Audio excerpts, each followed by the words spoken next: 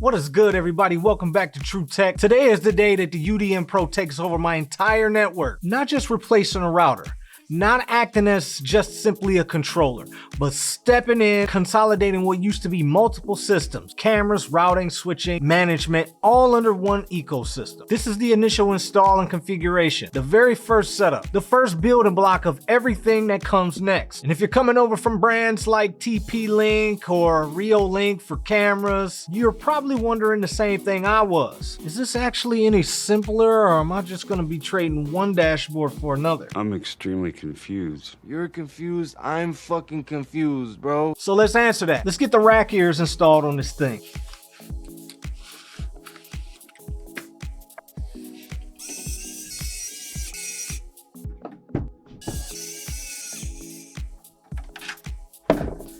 Now let's head over to the rack and get this bad boy installed.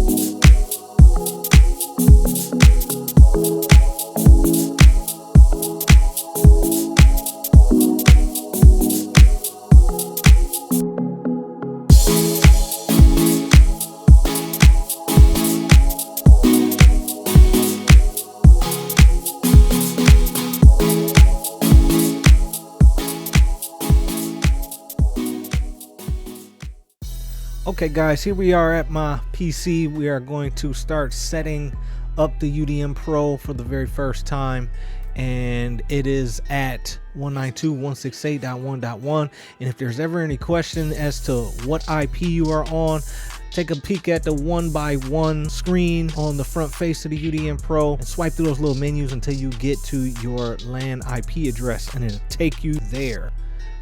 And we're greeted by this awesome animation. It's gonna ask us to name our UniFi console. I'm okay with UDM Pro. Sign in. I already have credentials. Sign in. It's gonna ask me to authenticate. Okay. Continue without a backup.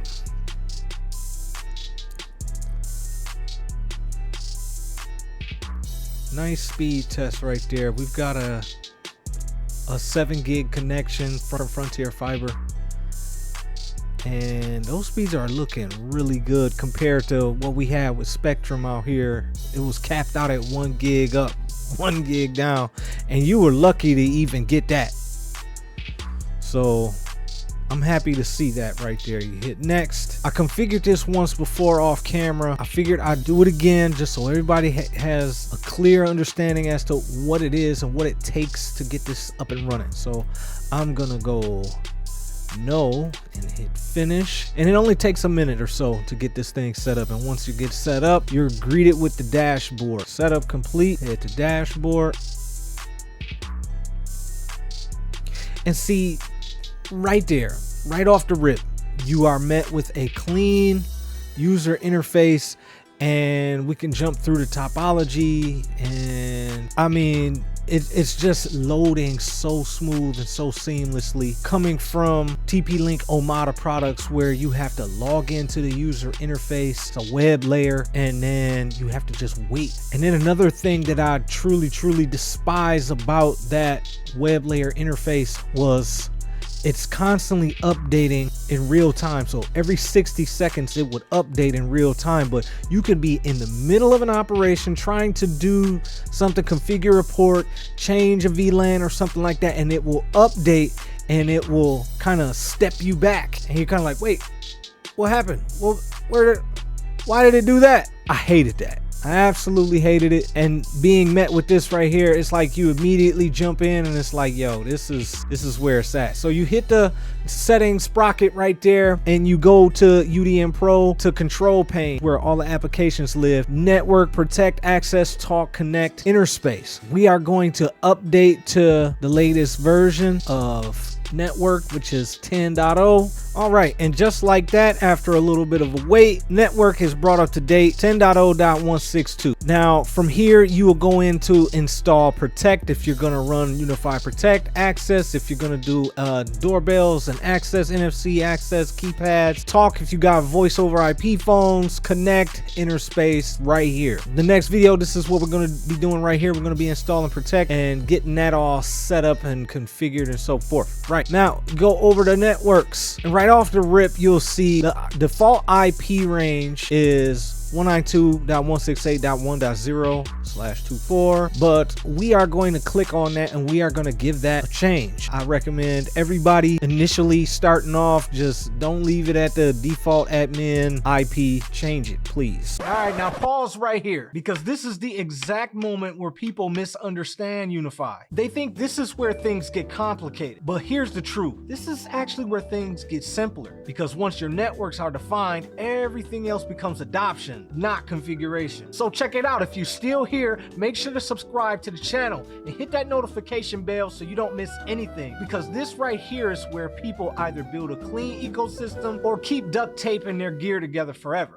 Okay, so I'm gonna do 50.1 and all of the auto config looks pretty good to me. I'm gonna hit apply changes. After we apply these changes, two things are gonna need to happen. Number one, we are gonna have to jump over to 192.168.50.1 to get back to our UDM Pro, and also we have to unplug the Ethernet from our computer that we're using so a new lease can be issued for the new IP range that we just set. So I'm gonna do that and we'll get right back to it. So authenticate, it's gonna ask you to authenticate each time you come in here, so don't be surprised by it. Okay, and just like that, we're right back to the dashboard. We've updated our DHCP range for our main network. Okay, this is going to be different for everybody. Everybody's use case is going to be a little different. Okay, so we'll get back over to settings, we'll tap on networks right there, and we've got this updated. The update range here, click on it, 50.6, so that gives us 5 other static IPs that we can use for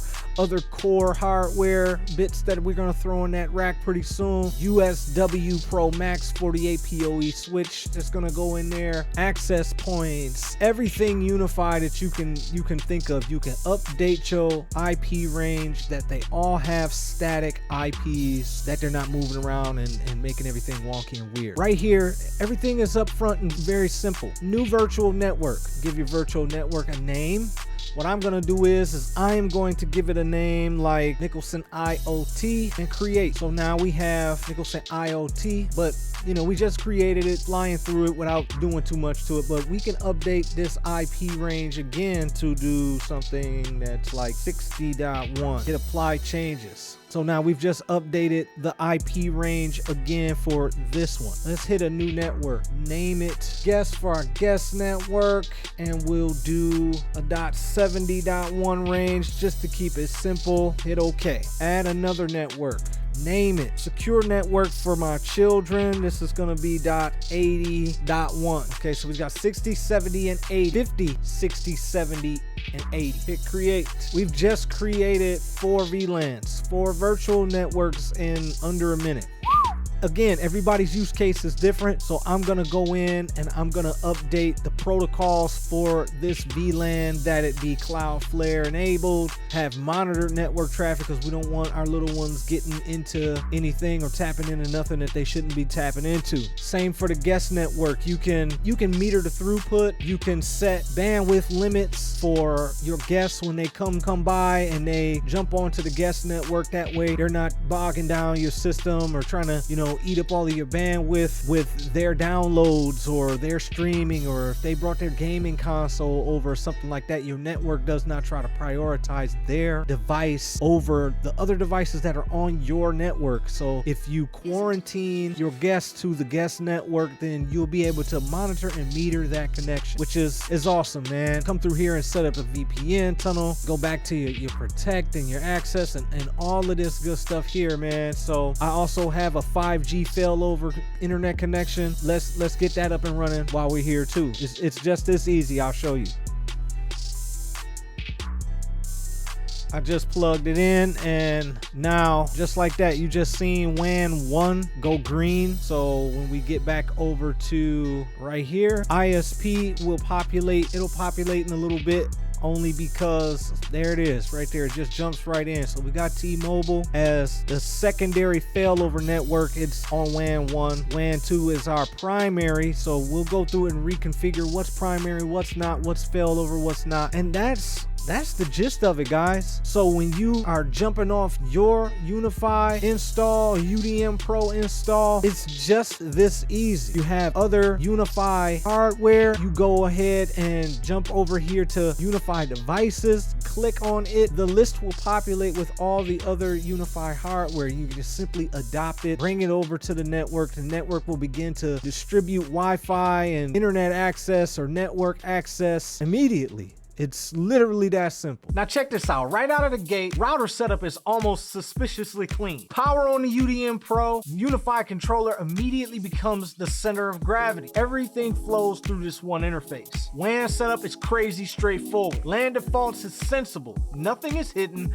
Nothing feels like it's trying to go out its way to trip you up. This doesn't feel like configuring 5 different products anymore. It feels like setting up one core system. And this is where the controller overview really starts to shine. Because before, we was jumping through different apps, separate dashboards. You see routing, switching, and access points and cameras all in one place. Topology builds itself right in front of you. Devices show up visually and traffic just makes sense. And suddenly you realize this is why people switch. Now let's talk VLANs, because this is where a lot of folks get nervous. See, creating VLANs isn't some ancient elite ritual for networking. You define your networks to give them purpose, and UniFi handles the heavy lifting behind the scenes. IoT is isolated, cameras are segmented, and the main devices are untouched. None of that command line gymnastics, no copy and paste and config files from forums, just logic. This is one of those moments where you realize how much manual work you were doing to configure your network before. As soon as you start adopting other UniFi hardware, switches, access points, they just fall into place. They inherit the configuration and they follow the rules. They simply behave. No manual profiles across different brands. No, why is this AP acting weird today moments. This is where TP-Link used to live in my setup, and this is where UniFi quietly replaces it. So this is what future-proofing actually looks like. Not buying boxes, gear, and kit, but buying cohesion. And that's the real reason this video exists. This setup isn't finished, it's the foundation. This is the first brick in a much bigger UniFi build. More gear is coming, more switches, more access points, more cameras, and more fine tuning. But the difference is now everything that comes next just plugs into what already makes sense. No more juggling ecosystems, trying to patch that one thing to that one thing and make them talk in one cohesive space. No more of that. UniFi just does it. One platform, one controller, one direction. So if you're coming from TP-Link, if you're coming from Reolink for cameras, if you're coming from a pile of gear that technically works but never feels unified, this is why people make the switch. So this is episode 1. And now that the foundation is set, we build. Isn't it beautiful?